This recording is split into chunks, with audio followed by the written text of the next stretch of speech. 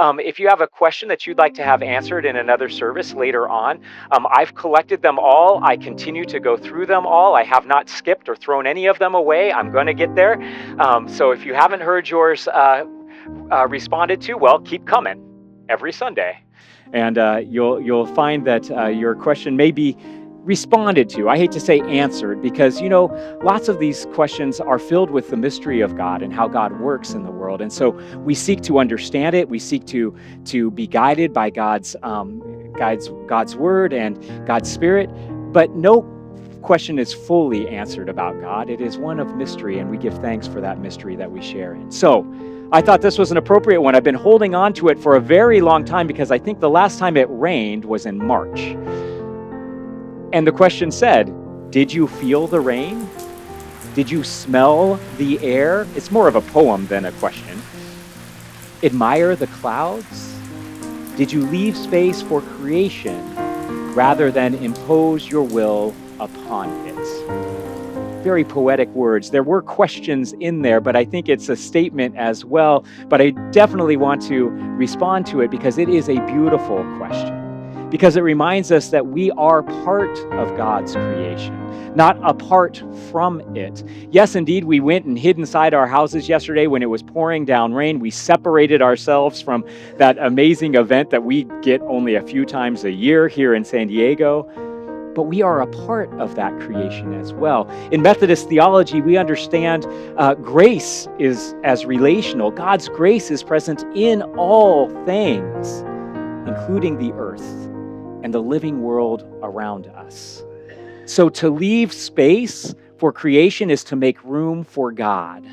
So I pray that you didn't go inside your house and close all the drapes and just sit in front of a television.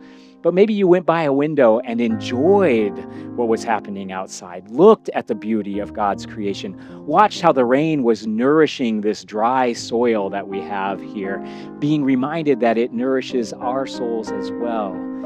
It's cleansing water. It's life-giving water. It's to listen to instead of control, to wonder instead of possess, all of these beautiful things that God does. And so when we pause and feel the rain or smell the air, we're tuning in to the rhythm of God's creative spirit flowing in and through everything. So an added question. There's so much talk about nature versus nurture. But what about the third facet, they say? The divine spark, the soul. Aren't we all unique?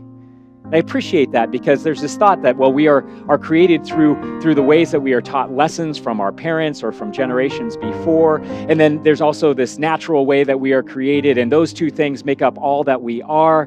But it does leave out that other element.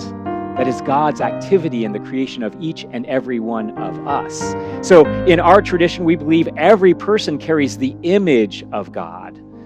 A divine spark, like our question writer asks, that makes us sacred and unique.